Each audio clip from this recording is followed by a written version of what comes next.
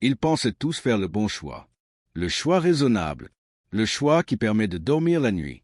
Mais ce jour-là, sans cri ni avertissement, une règle invisible a changé. Et avec elle, le destin de tout un monde.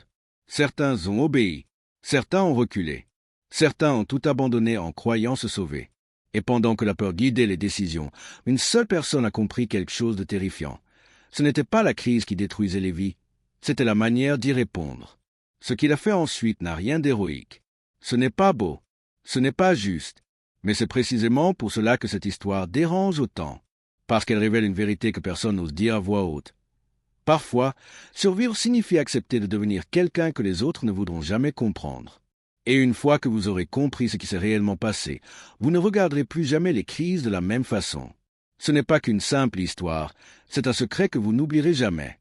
Envie de découvrir d'autres secrets de ce genre? Alors abonnez-vous dès maintenant pour ne rien manquer. Ils n'ont rien entendu ce matin-là. Pas d'explosion, pas de cri, pas même une annonce à la radio. Juste une enveloppe posée sur une table, ouverte d'une main distraite, puis un silence qui n'a plus jamais quitté les lieux. Dans les fermes alentours, les gestes continuaient comme si de rien n'était.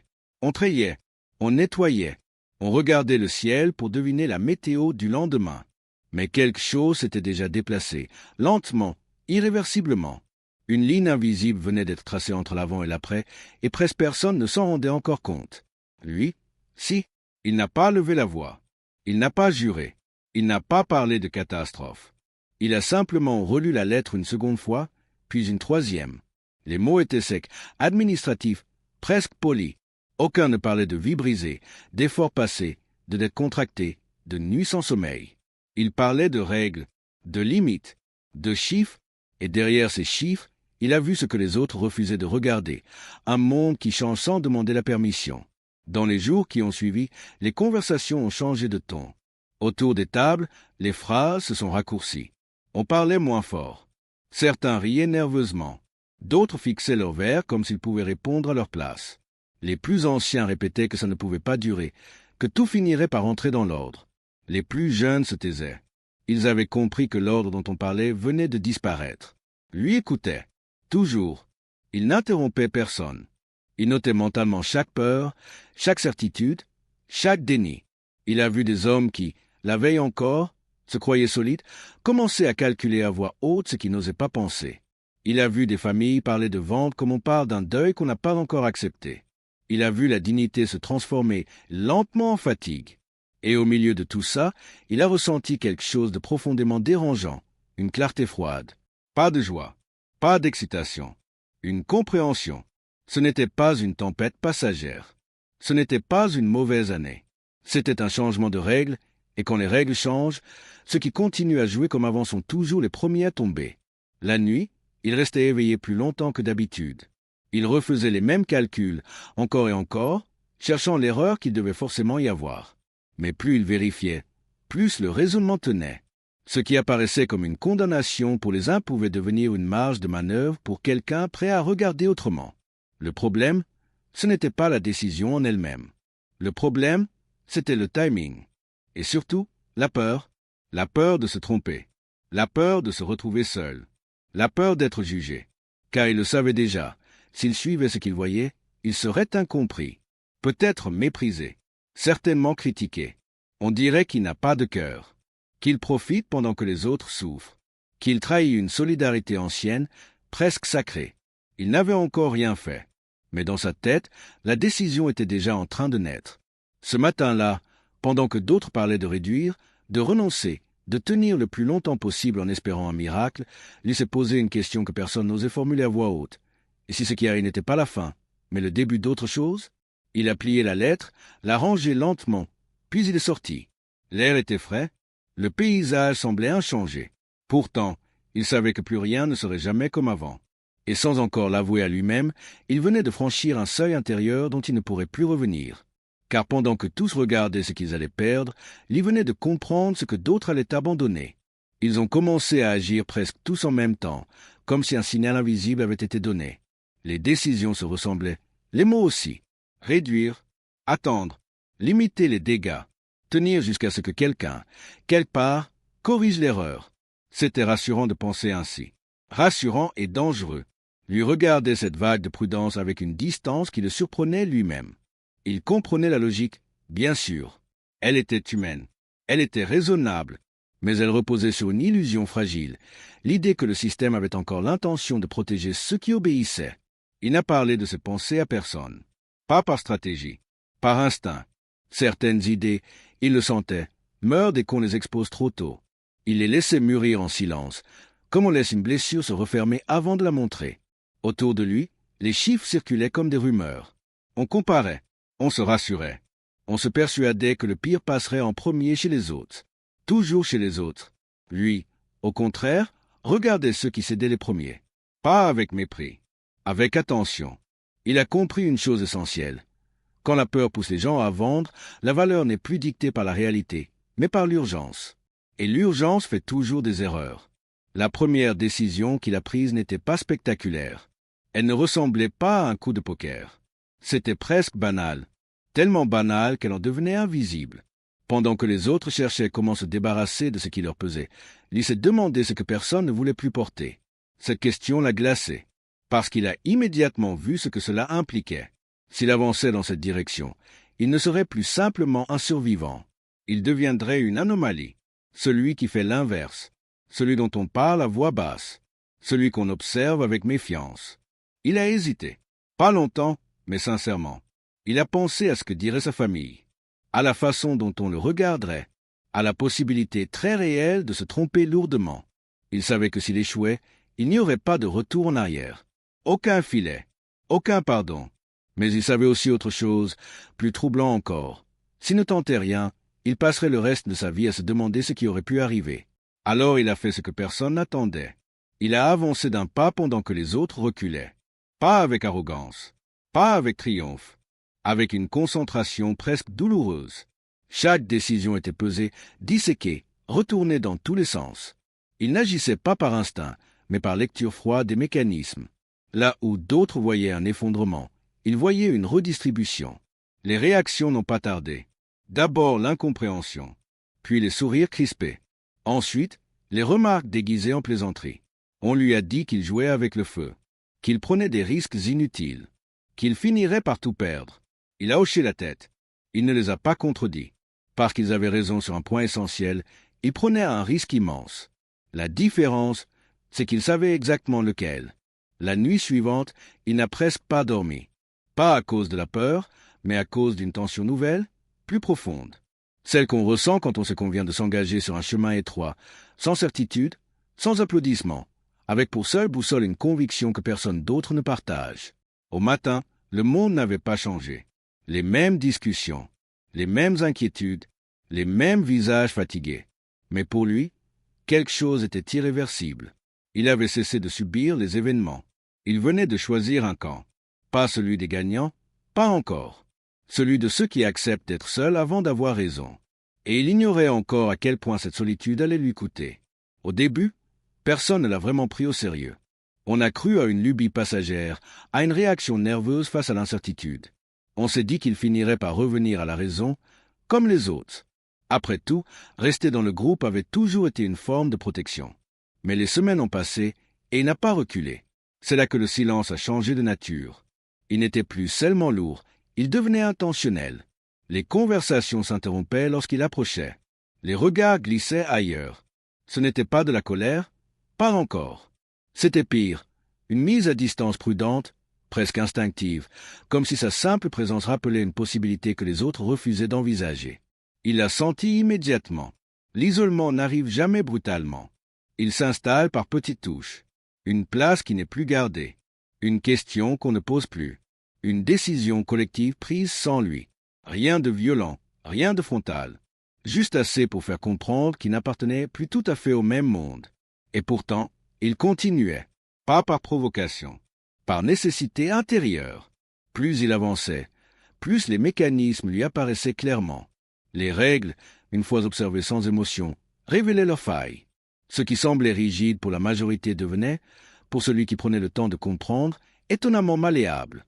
Mais cette lucidité avait un prix. Il commençait à douter non pas de ses calculs, mais de lui-même. Certaines nuits, une pensée revenait avec insistance, Et si tout cela n'était qu'une construction intellectuelle destinée à masquer une peur plus profonde? La peur d'échouer comme les autres. La peur d'admettre qu'il n'y avait peut-être aucune issue honorable. Il observait ceux qui tenaient encore, tant bien que mal. Certains s'accrochaient par fierté, d'autres par fatigue, quelques-uns par fidélité à une idée ancienne de la solidarité. Il les respectait, sincèrement, et c'est précisément ce respect qui rendait ses choix plus difficiles à assumer, car chaque pas en avant creusait un fossé. Il n'avait jamais cherché à convaincre. Pourtant, on l'accusait intérieurement d'avoir déjà trahi, comme si penser autrement suffisait à rompre un pacte tacite, comme si comprendre trop tôt était une faute. Il s'est rendu compte d'une chose troublante. La communauté supporte mieux l'échec partagé que la réussite solitaire. Perdre ensemble rassure. Réussir seul dérange. Alors il a appris à se taire encore davantage, à travailler sans témoin, à porter seul le poids de ses choix. Il avançait avec une précision presque mécanique, comme s'il fallait neutraliser toute émotion pour ne pas vaciller. Mais l'émotion revenait toujours, sous forme de fatigue, de tension dans le corps, d'un regard qui s'attardait trop longtemps sur ceux qui laissaient derrière lui. Il n'était pas insensible. Il était simplement engagé trop loin pour faire demi-tour sans tout perdre. Un jour, il a compris que l'isolement n'était plus une conséquence. C'était devenu une condition. Pour continuer, il devait accepter d'être seul. Non pas provisoirement, mais durablement. Accepter de ne plus être compris. Peut-être jamais. Cette prise de conscience l'a presque fait vaciller. Presque. Mais à cet instant précis, une certitude s'est imposée à lui avec une clarté brutale. S'il abandonnait maintenant, il ne perdrait pas seulement ce qu'il avait engagé. Il perdrait la seule chose qui lui restait vraiment, le droit de croire qu'il avait vu juste. Alors il a continué, en silence, dans l'ombre, avec cette étrange sensation d'avancer sur un chemin étroit, bordé de regards invisibles, où chaque pas devait être irréprochable. Et sans le savoir encore, il venait d'entrer dans la phase la plus dangereuse de son parcours, celle où l'erreur ne serait plus permise. À partir de ce moment-là, chaque décision a cessé d'être théorique. Tout devenait concret, mesurable, irréversible. Il ne s'agissait plus d'idées ou d'intuitions, mais d'engagements réels, de ressources mobilisées, de choix qui laissaient des traces. Il avançait désormais dans une zone grise. Les règles existaient, mais elles étaient incomplètes, mouvantes, parfois contradictoires. Ceux qui attendaient une clarification se retrouvaient paralysés. Lui avait compris que l'attente était, en soi, une prise de risque, peut-être la plus dangereuse de toutes. Il a donc commencé à miser sur ce que personne ne pouvait garantir. Pas par aveuglement, mais parce que l'alternative était pire. Ne rien faire revenait à accepter une lente asphyxie. Agir, au moins, laisser une chance mince, incertaine, mais réelle. Chaque engagement était un pari contre le temps. Il avançait avant que les règles soient écrites noir sur blanc, en acceptant l'idée que ces règles pourraient, un jour, se retourner contre lui. Cette pensée ne le quittait jamais. Elle l'accompagnait comme une ombre silencieuse, présente à chaque calcul, à chaque signature, à chaque décision. La peur était là, bien sûr, mais ce n'était pas une peur panique. C'était une peur méthodique, presque utile. Elle l'obligeait à vérifier, à anticiper, à imaginer les scénarios les plus défavorables. Il savait exactement ce qu'il risquait de perdre. Il ne se racontait aucune histoire. Ce qui le troublait le plus, ce n'était pas la possibilité de l'échec. C'était l'idée que l'échec pourrait ne pas être immédiatement visible, qu'il avancerait peut-être trop loin avant de comprendre qu'il s'était trompé, que le piège se refermerait lentement, sans bruit, jusqu'à ce qu'il soit trop tard. Autour de lui, les critiques devenaient plus franches. On ne parlait plus de simple imprudence, mais d'inconscience. Certains lui reprochaient de croire qu'il était plus intelligent que les autres. D'autres, plus directs, parlaient d'égoïsme. Il écoutait sans se défendre. Il savait que tenter d'expliquer ne ferait qu'aggraver les choses. Les raisonnements froids n'apaisent jamais les peurs collectives. Il se surprenait parfois à envier ceux qui avaient choisi la simplicité du renoncement. Il y avait, dans l'abandon, une forme de soulagement immédiat, une fin claire, une douleur nette, alors que lui avançait dans une tension continue, sans horizon précis, sans certitude de récompense. Mais il avançait quand même, parce qu'au fond, il avait compris quelque chose d'essentiel. Les systèmes complexes ne récompensent pas la vertu, mais l'anticipation.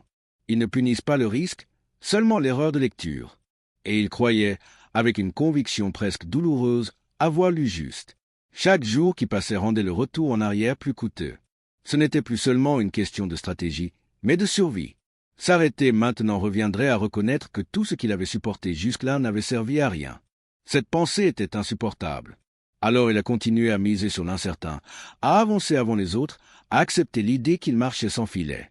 Il savait que si le système évoluait comme il l'anticipait, il serait en avance. Mais s'il se trompait, personne ne le rattraperait. Et pour la première fois, une question l'a traversé avec une violence inattendue. À partir de quel moment le courage cesse-t-il d'être une qualité pour devenir une forme d'aveuglement? Il n'avait pas la réponse. Pas encore. Mais il savait une chose. Désormais, la moindre erreur ne lui serait pas pardonnée. Les conséquences ne se sont pas fait attendre. Elles ne sont pas arrivées comme un choc brutal, mais comme une pression constante, invisible, qui s'accumulait jour après jour. Rien ne s'effondrait soudainement, et c'était précisément ce qui rendait la situation si éprouvante. Tout tenait encore. De justesse. Il avait anticipé les coups. Il avait prévu les marges d'erreur. Mais vivre ces chiffres au quotidien était une autre épreuve. Chaque dépense semblait plus lourde que la précédente. Chaque décision passée revenait le questionner, non pas sur sa logique, mais sur sa légitimité. Était-il encore en train de construire quelque chose, ou simplement de retarder une chute inévitable? Autour de lui, le paysage humain se transformait. Certains disparaissaient presque du jour au lendemain. Des visages familiers n'étaient plus là. On n'en parlait pas ouvertement, mais tout le monde savait. Les fermetures, les renoncements, les départs n'étaient plus des rumeurs, mais des faits. Et chaque fois, une même pensée le traversait, silencieuse et inconfortable. S'il tombe maintenant, c'est aussi parce que le système n'attend personne. Cette pensée le hantait, car elle contenait une part de vérité qu'il n'aimait pas regarder trop longtemps. Il avançait, mais le poids moral augmentait à mesure que les autres reculaient. Ce n'était pas de la culpabilité pure. C'était plus subtil. Une forme de dissonance intérieure. Il réussissait à tenir là où d'autres cédaient, et cette différence devenait de plus en plus difficile à ignorer. La fatigue s'est installée. Une fatigue profonde qui ne disparaît pas avec le repos. Elle venait de l'attention constante, de la nécessité de tout surveiller, de ne rien laisser au hasard. La moindre erreur pouvait faire basculer l'équilibre fragile qu'il avait créé. Il le savait, et cette conscience ne le quittait jamais vraiment. Par moments, il se demandait s'il n'était pas allé trop loin. Pas dans ses calculs, mais dans son détachement. Il se surprenait à raisonner en termes d'opportunités là où, autrefois, il aurait vu des drames humains. Cette évolution intérieure l'inquiétait presque autant que les risques financiers. Il n'en parlait à personne. Il n'aurait de toute façon pas su comment formuler ce malaise sans paraître indécent. Ceux qui souffraient n'avaient pas besoin d'entendre ses doutes. Ceux qui l'observaient n'attendaient qu'un faux pas pour confirmer leurs craintes. Alors il a serré les dents. Il a continué à avancer, même lorsque les résultats tardaient à se manifester. Même lorsque les chiffres semblaient lui donner tort. Il avait accepté, sans l'avouer, que le succès éventuel aurait un coût invisible, celui de savoir qu'il avançait dans un paysage jonché de renoncements. Puis, lentement, presque imperceptiblement, quelque chose a commencé à changer. Pas encore une victoire, pas même un soulagement, juste un frémissement, un indice que la logique qu'il avait suivie n'était peut-être pas une erreur totale. Ce signe était fragile, ambigu, facile à ignorer, mais pour lui, il suffisait à rallumer une tension nouvelle. Car si le système commençait à évoluer, alors tout ce qu'il avait enduré prenait soudain un autre sens. Et cette possibilité, aussi mince soit-elle, le forçait à rester en alerte. Il comprenait maintenant que la période la plus dangereuse n'était pas celle du risque initial, mais celle de l'attente. Celle où l'on a déjà payé le prix, sans encore savoir si l'on recevra quelque chose en retour. Et il ignorait encore si ce frémissement annonçait une sortie ou un piège plus subtil. Le changement n'est pas arrivé avec fracas. Il s'est glissé dans le quotidien, presque discrètement, comme une rumeur d'abord difficile à distinguer du bruit ambiant. Rien n'était encore officiel, rien n'était clairement établi, mais quelque chose se déplaçait dans les couloirs du système. Les règles commençaient à se tendre, à s'ajuster, à chercher une nouvelle forme. Il l'a senti avant de le comprendre. Les signaux étaient faibles, parfois contradictoires. Une information transmise à demi-mot. Une décision appliquée différemment d'un endroit à l'autre. Des exceptions qui n'en étaient plus vraiment. Là où la majorité voyait du désordre, l'y percevait une transition. Et dans toute transition, il y a un moment précis où l'avantage bascule. Ce moment approchait. Il n'a pas ressenti de triomphe, seulement une vigilance accrue. Il savait que c'était maintenant que tout pouvait se jouer, pour le meilleur comme pour le pire. Ce qu'il avait anticipé pendant des mois, presque en solitaire, commençait à prendre forme. Pas exactement comme il l'avait imaginé, mais suffisamment pour confirmer une intuition fondamentale. Le système avait besoin de s'adapter, et ceux qui avaient attendu trop longtemps seraient laissés derrière. Autour de lui, les attitudes changeaient. Certains, jusque-là convaincus qu'il faisait fausse route, devenaient soudain plus attentifs. Les questions revenaient, prudentes, parfois maladroites. On ne cherchait plus à le convaincre d'arrêter, mais à comprendre ce qu'il avait vu plus tôt que les autres. Cette reconnaissance implicite le mettait mal à l'aise, parce qu'elle arrivait trop tard pour être partagée sans conséquence. Ceux qui demandaient maintenant des explications n'étaient plus en position de choix, seulement d'adaptation. Ils ne se sentaient ni supérieurs ni victorieux. Ils se sentaient responsables d'un savoir qui, désormais, avait un poids. Le plus troublant, c'est que le système semblait presque lui donner raison sans jamais le nommer. Les mécanismes qu'il avait exploités prenaient une place officielle. Ce qui était flou devenait normé. Ce qui était risqué devenait acceptable. Et ce qui paraissait imprudent quelques mois plus tôt commençait à ressembler à une avance stratégique. Mais avec cette confirmation venait une nouvelle forme de solitude. Il comprenait désormais que son succès ne serait jamais célébré ouvertement. Trop de pertes avaient eu lieu. Trop de cicatrices restaient visibles.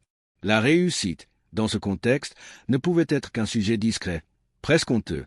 On pouvait la tolérer, pas l'applaudir. Il observait les ajustements du système avec un regard plus distant. Il ne s'agissait plus de survivre à court terme, mais de se positionner durablement. Et cette perspective changeait tout. Chaque décision prenait une autre dimension. Ce n'était plus seulement une question de tenir, mais de savoir jusqu'où aller. Car une vérité s'imposait à lui de plus en plus clairement.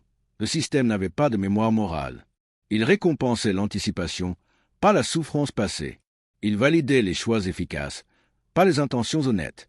Et cette neutralité brutale était à la fois une opportunité et un vertige. Il se demandait parfois s'il aurait agi différemment en connaissant l'issue. La réponse le surprenait lui-même. Probablement pas. Mais il n'était plus certain que cette constance soit une qualité. À mesure que les règles se stabilisaient, il voyait se dessiner un nouvel ordre, moins chaotique, plus lisible. Et dans cet ordre, il occupait une place qu'il n'avait jamais cherchée, mais qu'il ne pouvait plus ignorer.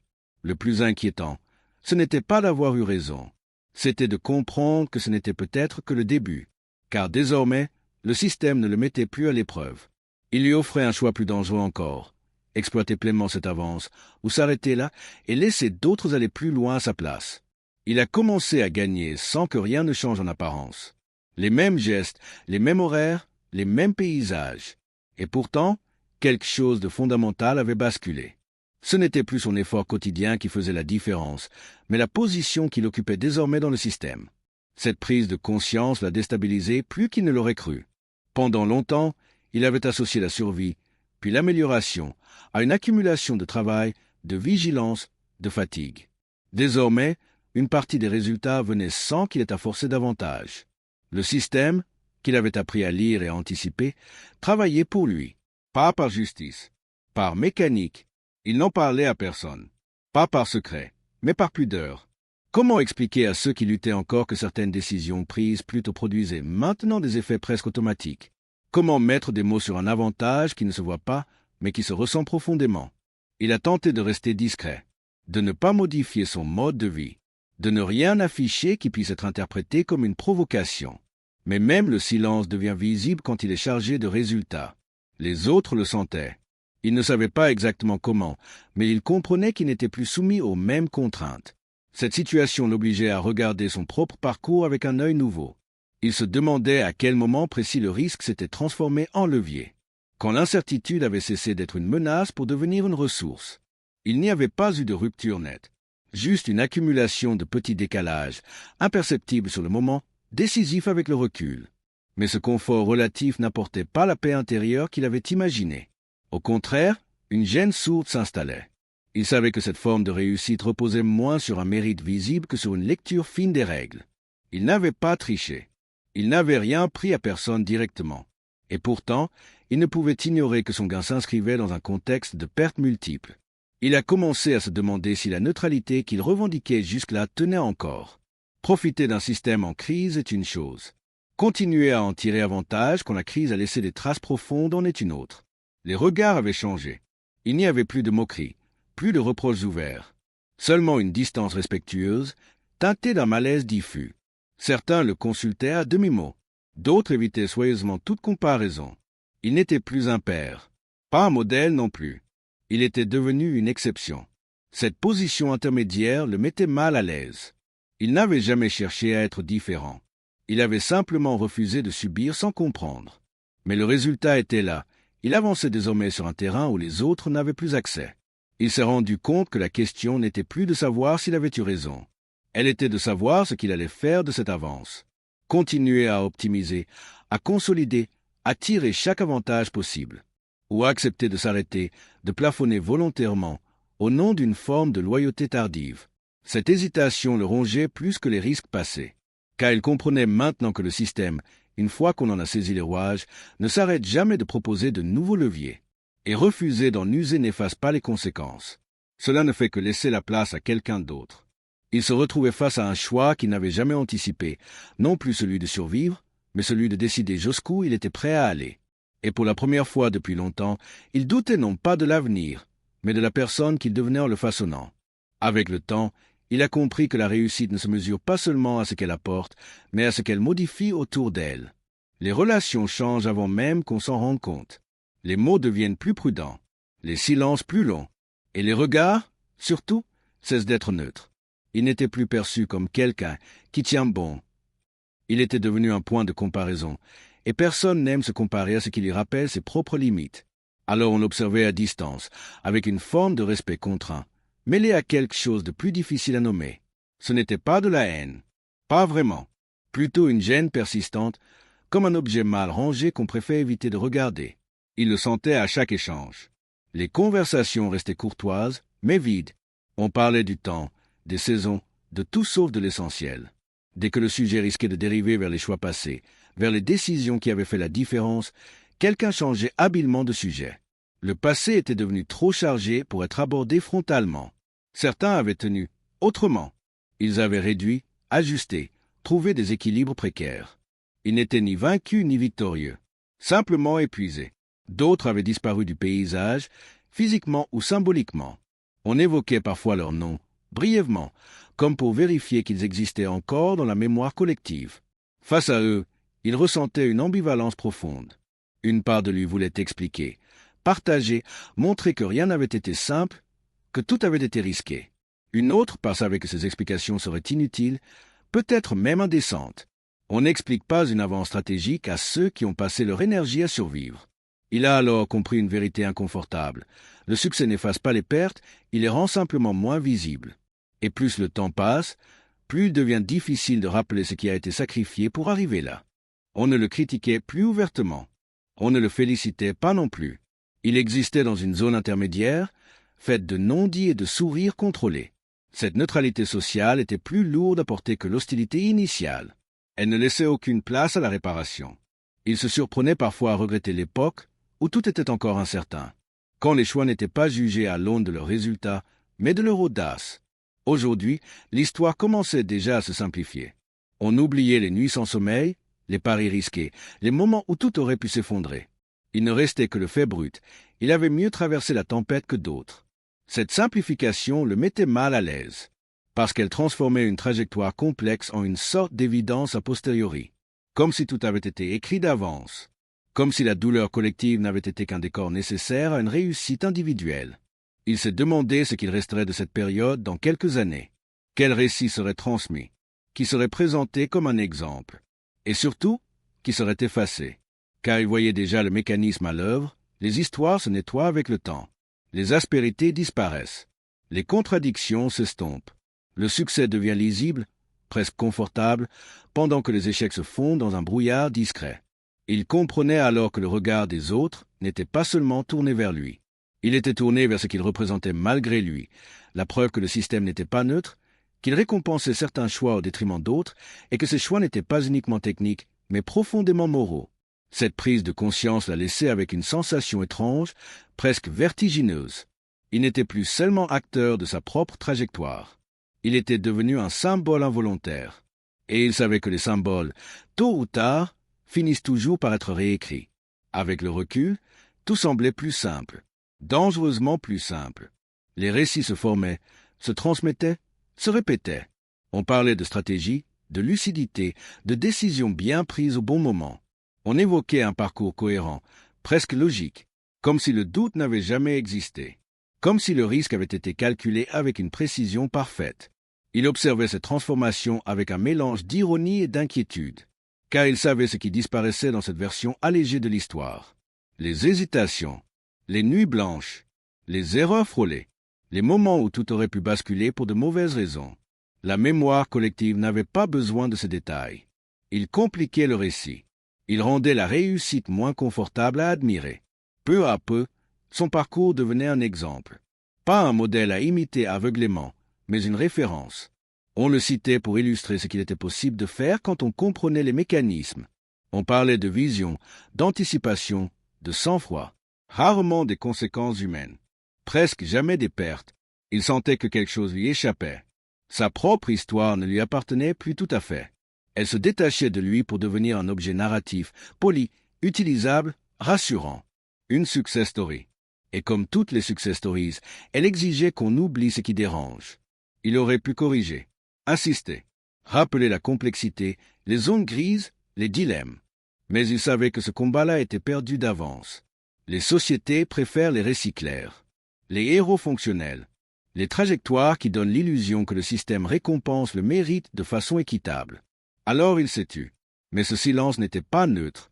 Il laissait s'installer une version qui, sans être totalement fausse, était profondément incomplète. Une version où les gagnants semblaient avoir simplement mieux joué et où les perdants apparaissaient comme des figurants malchanceux. Cette simplification le dérangeait plus que les critiques d'autrefois, parce qu'elle effaçait la dimension morale de ce qui s'était passé. Elle transformait un système brutal en terrain de jeu. Elle rendait acceptable ce qui avait été, pour beaucoup, une épreuve destructrice. Il se demandait parfois s'il n'était pas devenu complice de cette réécriture en laissant faire. Mais intervenir aurait signifié remettre en question non seulement son image, mais aussi l'ordre nouvellement établi. Peu de gens veulent entendre que la réussite repose parfois sur des déséquilibres profonds. Avec le temps, il a vu émerger une nouvelle génération qui n'avait pas connu la crise initiale. Pour eux, les règles actuelles allaient de soi. Ils regardaient son parcours comme on regarde une carte déjà tracée. Ils y voyaient une méthode, pas un pari, un chemin, pas une traversée incertaine. Cette distance générationnelle accentuait encore le décalage. Ce qui avait été une lutte devenait une leçon abstraite. Ce qui avait coûté cher devenait un simple exemple dans un discours plus large sur l'adaptation et la modernité. Ils comprenaient alors que la véritable victoire du système n'était pas d'avoir produit des gagnants, mais d'avoir rendu leur succès acceptable, presque naturel. En nettoyant les histoires, en gommant les aspérités, ils se protégeaient de toute remise en question profonde. Cette prise de conscience le laissait face à un malaise persistant. Il avait gagné, oui, mais à mesure que son histoire se transformait, il avait l'impression de perdre quelque chose d'essentiel. Le droit de dire que tout cela n'avait jamais été juste. Et cette pensée l'accompagnait désormais comme une ombre silencieuse, à l'approche de la dernière étape, celle où il ne s'agirait plus de raconter ce qui s'était passé, mais d'interroger ce que cela signifiait vraiment. À la fin, il ne restait plus de décisions urgentes à prendre, plus de paris à lancer, plus de règles floues à interpréter. Tout semblait stabilisé, presque apaisé. Et pourtant, c'est à ce moment précis que les questions les plus lourdes sont apparues. Car une fois le tumulte passé, une vérité s'imposait avec une clarté inconfortable. Il avait gagné, pas de manière éclatante, pas avec ostentation, mais suffisamment pour ne plus pouvoir prétendre qu'il était simplement en train de survivre. Il faisait partie de ceux que le système avait laissés debout, mieux encore, de ceux qu'il avait favorisés. Cette réussite n'avait rien d'un conte. Elle n'apportait ni euphorie durable, ni sentiment d'accomplissement total. Elle laissait derrière elle un goût complexe, difficile à définir. Un mélange de soulagement, de fierté contenue et d'un malaise persistant qu'il n'arrivait pas à faire taire. Il regardait le chemin parcouru et se demandait souvent où se situait la frontière exacte. À quel moment avait-il cessé d'être simplement lucide pour devenir opportuniste? À partir de quand l'intelligence stratégique avait-elle commencé à frôler l'indifférence morale? Il n'y avait pas de point précis, pas de décision unique qu'il pouvait isoler. Tout s'était fait par glissements successifs, presque imperceptibles. Il savait une chose, il n'avait jamais cherché à nuire. Il n'avait forcé personne. Il n'avait pas menti. Il avait joué selon les règles, même quand ces règles étaient injustes. Mais cette justification, aussi rationnelle soit-elle, ne suffisait pas à apaiser entièrement sa conscience. Car autour de lui, les traces restaient visibles. Des trajectoires brisées, des héritages interrompus, des vies redirigées malgré elles. Le système avait continué sa route, indifférent aux dégâts qu'il laissait derrière, et lui avait appris à avancer avec lui, plutôt que contre lui. Il a compris alors que le véritable dilemme n'était pas économique. Il était profondément humain. Dans un monde structuré par des mécanismes impersonnels, la morale devient une variable instable. Faire le bon choix pour soi ne coïncide pas toujours avec faire le bien autour de soi. Et attendre que ces deux dimensions s'alignent parfaitement, c'est souvent renoncer à toute action. Il ne se considérait ni comme un héros, ni comme un monstre. Il se voyait pour ce qu'il était devenu. Quelqu'un qui avait accepté de regarder la réalité sans filtre et d'en tirer des conséquences que d'autres avaient refusé d'assumer. Cette lucidité lui avait permis de gagner. Elle lui avait aussi coûté une part de légèreté. Avec le temps, il a cessé de chercher une justification définitive. Il a compris qu'il n'y en aurait pas. Il n'existe pas de verdict moral universel pour ce type de parcours. Seulement des choix, pris dans un contexte donné, avec des informations imparfaites et des conséquences qui dépassent toujours les intentions initiales. La vraie question, celle qui n'a jamais cessé de se poser, n'était pas de savoir s'il avait eu raison. Elle était de savoir ce qu'il ferait si une situation similaire se présentait à nouveau. S'il serait capable, aujourd'hui encore, de faire le même choix en connaissant le prix exact à payer, non pas en argent, mais en regards évités, en silence lourd, en vérité qu'on préfère ne plus formuler. Il savait aussi que ce type de crise n'appartient jamais vraiment au passé. Les formes changent, les règles se déplacent, mais les mécanismes restent. Il y aura toujours des moments où le système vacille, où certains vendent par peur pendant que d'autres achètent par anticipation. Il y aura toujours des gagnants et des perdants, non pas parce qu'ils sont meilleurs ou pires, mais parce qu'ils occupent des positions différentes au moment précis où tout bascule. Alors il ne donnait pas de leçons. Il ne cherchait pas à convaincre. Il racontait simplement, quand on le lui demandait, sans embellir, sans nettoyer les aspérités. Pour rappeler une chose essentielle, comprendre le système peut sauver, mais cela n'innocente pas. Et réussir n'efface jamais complètement ce qui a été perdu autour. Au fond, il avait appris que la vraie richesse n'était pas seulement de s'en sortir, mais de rester capable de regarder le chemin parcouru sans se mentir. Le reste, le confort, la stabilité, la reconnaissance, n'étaient que des conséquences secondaires. Et si cette histoire laisse un malaise, c'est peut-être parce qu'elle touche à quelque chose de profondément vrai. Dans certains mondes, rester moralement pur signifie parfois perdre, et gagner implique presque toujours d'accepter une part d'ombre. Si cette histoire t'a fait réfléchir, prends un instant pour aimer cette vidéo, t'abonner à la chaîne et la partager autour de toi. Ces récits méritent d'être entendus, surtout lorsqu'ils dérangent.